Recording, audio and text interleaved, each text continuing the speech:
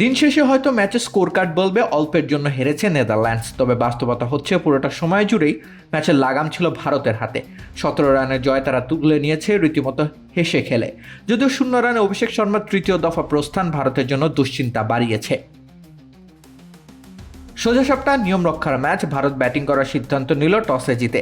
অভিষেক শর্মার ফর্মে ফেরা ভীষণ জরুরি, আত্মবিশ্বাস জেতার ছুঁয়েছে তলানি, কিন্তু কাজের কাজ হলো না। পেটের গন্ডগোলে হাসপাতাল ঘুরে আসা ছেলেটা টানা তৃতীয় দফা হলো ডাকের শিকার। এরপরে অবশ্য ভারত ভরকে যায়নি,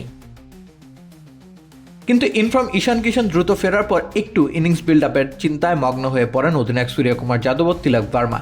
একটা পর্যায়ে তিলক আউট হওয়ার পর শিবম দুবে 22 গজে নেমেও একই কাজ করেন খানিকক্ষণ। এরপর শুরু হয় তাণ্ডব।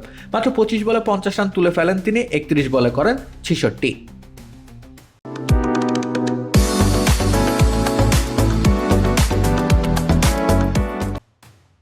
বাকিদের স্বভাবজাত ব্যাটিংয়ে 193 রানের পুঁজি ভারতের স্কোরবোর্ডে। লক্ষ্যমাত্রা নেদারল্যান্ডসের জন্য ছিল আকাশ ছোঁয়ার সমান। প্রতিপক্ষ ভারতের সামনে, তবুও তারা যতটুকু সম্ভব লড়াই করতে চাইল।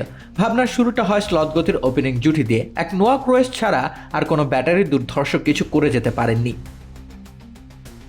বরুণ চক্রবর্তী অবশ্য দুর্ধর্ষ কিছু করার সুযোগই দেননি। ডাচ ব্যাটারদের গড়পড়তা পারফরমেন্সের অন্যতম কারণ ভারতীয় বোলারদের সঠিক পরিকল্পনার বাস্তবায়ন।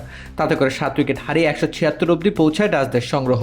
এদিন মোট 7 জন বোলার ব্যবহার করেছেন সূর্যা। নিজের দলের বোলারদের একটু বাজিয়ে দেখেছেন আর কি সুপার 8-এর আগে। রাকিব হোসেন রুম্মান, খেলা 71।